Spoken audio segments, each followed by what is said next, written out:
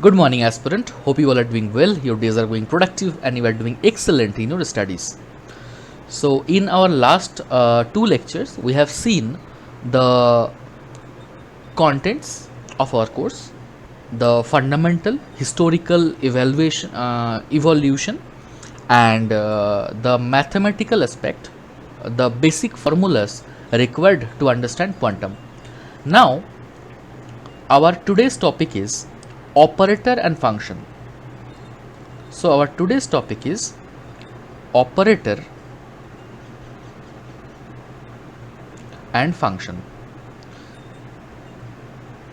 See, to understand quantum very well, we just have a basic foundation of different tools of mathematics. Okay, then we can understand quantum in a better way. So operator and function, this is a kind of same thing you need to understand to have a deep dive into quantum. So let's understand what operator is and what function is. These are very basic thing, and you will just like it because it is a calculative and highly logical. First, let's understand what a function is. What a function is. Function is a rule that relates variable, that relates variables. For example, x is a variable. For example, x is a variable. Suppose I am writing a function of x which is 3x plus 2. So here this entity and x is related, right? So this is a function.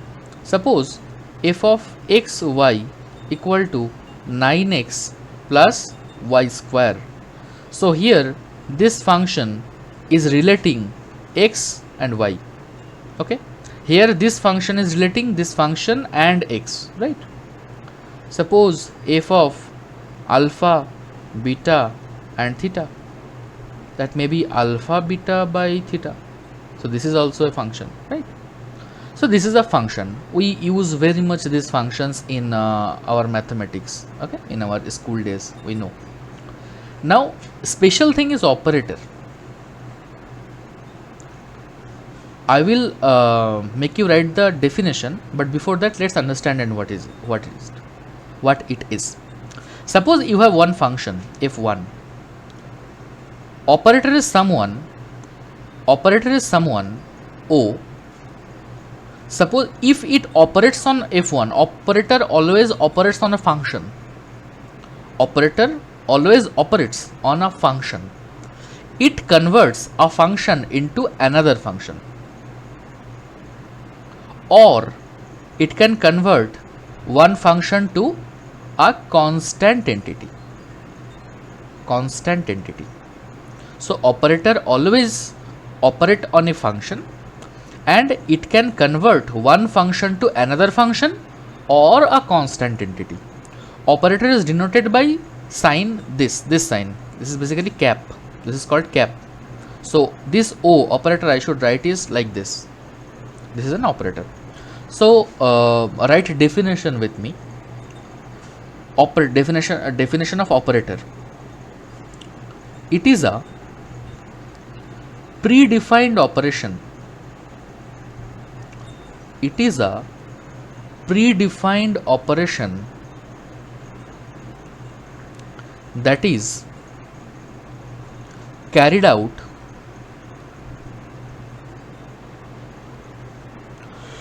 on one function, and it convert it to another operator or a constant entity. This is the definition of operator. Let's look at this with one example. Suppose I have first example, let's take example 1. Suppose my operator I am writing denoting operator as A, and A operator, and as A is an operator, it's not just a alphabet or something, so I am using this cap. This means A is an operator. Suppose my operator looks like this. My operator looks like this. Operator is ddx, and my function is f of x is x cube. Now what can we conclude? What happens when we operate A on function x? Operate A on operates on function of x, and it is the rule always we have to write operator first then function, because operator operates on function. That is basically ddx. A operator is basically ddx operator, and operating on x cube. What is the result? 3x square. Now this is our operator. This is x cube was our old function, and this is basically another function, right? This is a new function. Okay, 3x square is basically our new function. So ddx is operator, x cube is old function, and 3x square is new function. Let's take another example. Here our operator is same, a equal to ddx, and our function f of x is basically 2x. Now what happens? If a operator operates on f of x, then we get ddx operates on 2x. So if we do differentiation, then it will be basically 2, right? It is. So what we are getting, this is operator, this is old function, and this is, it's not a new function, it's not function, it's constant. It is not relating variables, so it is basically constant. So role of operator is converting one function to either another function or to a constant entity. This is the concept of operator. Now we have to understand the properties of an operator. Very, very important and very, very useful in every step in our discussion of in the journey of quantum mechanics. Then the properties of operator is going to be very useful. So let's look at properties of operator. First, operator, I will be just in short, I will represent operator as this O cap. Operator without function is meaningless. That means independently operator doesn't exist. Always it should be supported by a function. That means if I write ddx of f of x, then it will be converting to either f dash x or constant. But so here operator exists, right? But only ddx operator is meaningless. Okay, only ddx operator doesn't make any sense. Only operator makes no sense. Okay, so you can also write it here that only operator makes no sense. Second, operators are directional in nature. Directional in nature. Operators are directional in nature. That means it is affected by direction. What does that mean? ddx operator on leave it. Operator O f of x is not equal to f of x O. The direction I have written here, that I have here direction is, first I have wrote the operator then function. Here the direction I have used is function then operator. So both are of different direction, right? Operator to function, function to operator.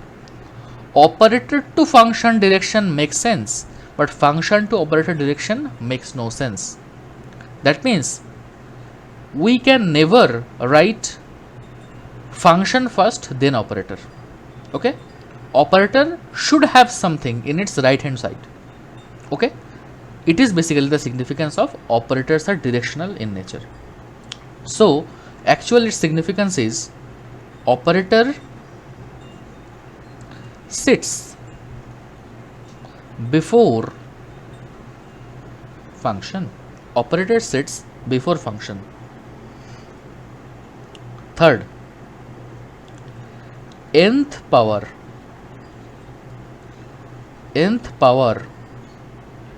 of an operator means nth power of an operator means operator is operated n times.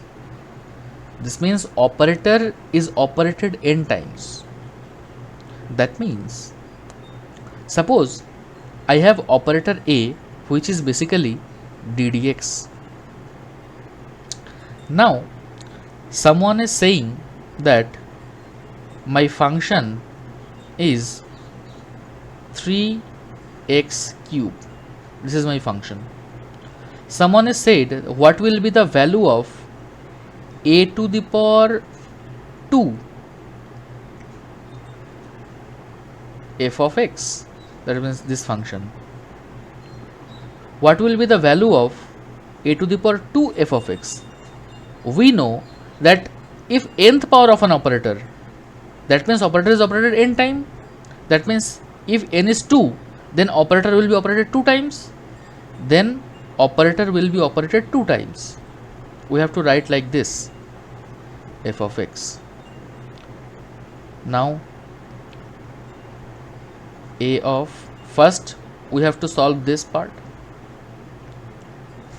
ddx of 3x cube, that is basically 9x square of 9x square, and again ddx of 9x square equal to 18x. So this will be our solution, right? So that means if a is an operator, power is 2, that means a operator is operating 2 times. If power is 3, then a operator will be operating 3 times. Okay. Now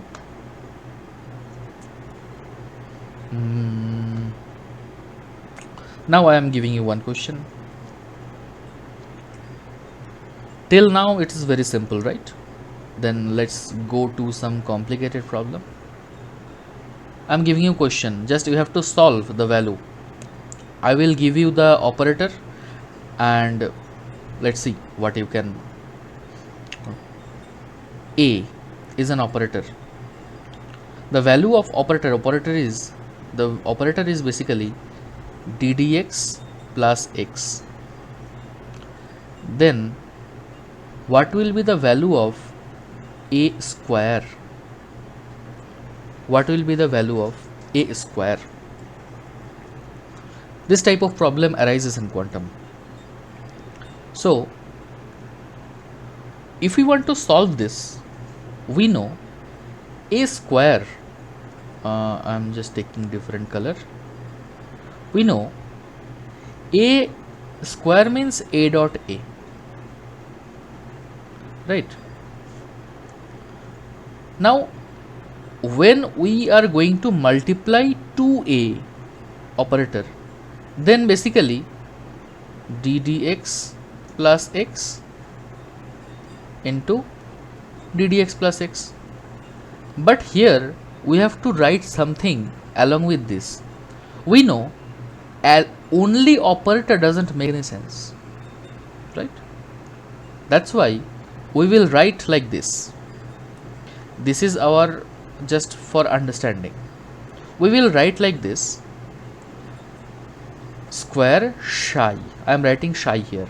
This is psi means I am assuming psi is a function, because only operator makes no sense.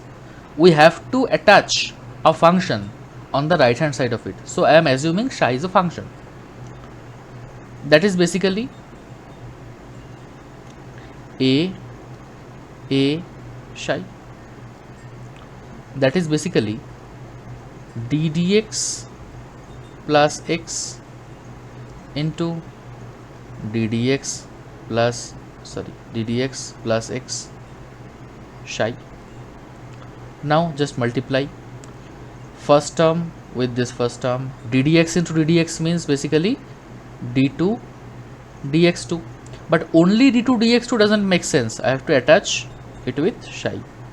So d2 psi dx2 plus ddx of,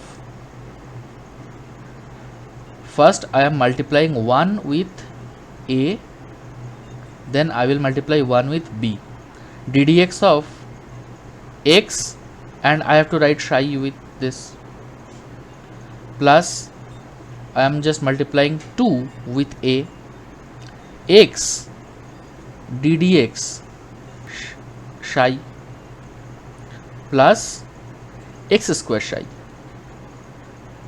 Is it clear? Now let's see. d2 psi dx2 plus, now you have to use the rule of, this is basically multiplication, you have to use the rule of multiplication. So x will be there, x will be outside the differential, then d psi dx plus psi will be outside into dx by dx plus x d psi dx plus x square psi. Now dx upon dx nullifies, d2 dx2, d2 psi upon dx2 plus x d psi dx plus x d psi dx, this is basically 2x d psi dx plus x square psi. Now as like this was our operator and this was our function. Now here also we can separate the function. So now we have to write d2 dx2 plus 2x ddx plus x square.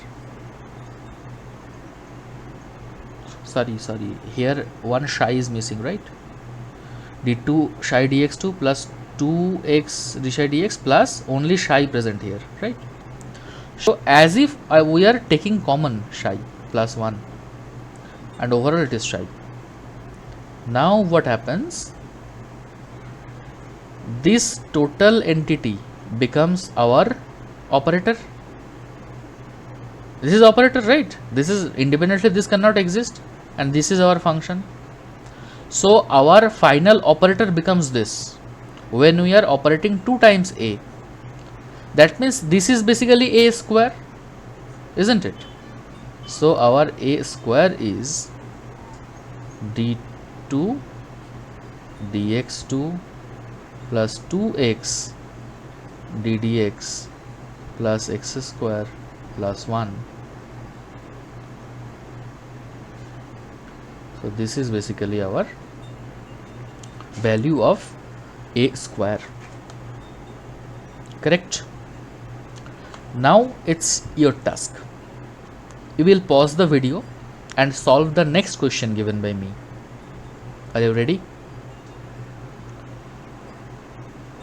Question 2. Suppose my operator a is ddx minus x. Then find a square. Pause the video and solve it. I am not going to solve it with you, but I will write answer here. You solve by yourself and match with the answer. It will be basically a square, value of a square will be d2 dx2 minus 2x ddx plus x square minus 1. This will be the value of a square. Okay. So how many properties we have seen? 3 properties. Now let's go to fourth property. Fourth property. Write with me. To every observable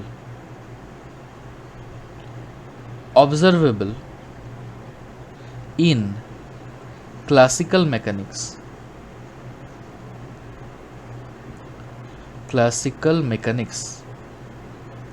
to every observable in classical mechanics, there exists an operator in quantum mechanics. In classical mechanics, for every observable,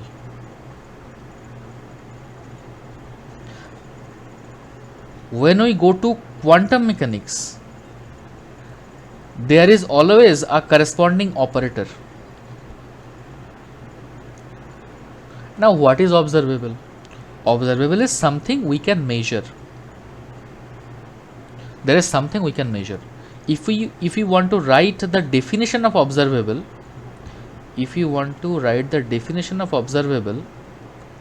it is basically, these are measurable dynamic variables. That means something we can measure and which can change. Something we can measure means why we are measuring. It is changing with different situation. That's why we are measuring that. That is basically, obviously, it will be dynamic. Something which is not dynamic, which is static, we do not measure that, right? Okay. Like, for example, so observable is measurable dynamic variable. For example, position. For example, in my this Cartesian coordinate, this was my position. It is getting changed, so my location is getting changed. So it is dynamic and it is measurable. Position, momentum, kinetic energy, potential energy, total energy, angular momentum, like this. Measurable dynamic variable. So this is basically observable, whose value, we can extend it, whose value changes with motion of, particle. That means if a particle is moving from one point to another, if a particle is in motion, then in classical mechanics, value of observable, that means this kind of measurable dynamic variable, this changes, right? This changes. Now, for every observable in classical mechanics, there is an operator in quantum mechanics. So, for position, there is one operator in quantum mechanics. For momentum, there is an operator in quantum mechanics. For kinetic energy, potential energy, total energy, angular momentum, each and everything which we can measure in classical mechanics, there is an operator in quantum mechanics. And who discovered that? That is basically for our calculation. This operator is representing the classical phenomena in quantum mechanical particle. That's why each observable or each measurable dynamic variables has an operator in quantum mechanics. Now, In the next slide, we are going to look at those observable and operative. So I will be just making one table, and you have to just write with me and just understand that what is the difference of classical versus quantum in terms of and um, observable and operator. So first I am writing classical mechanics.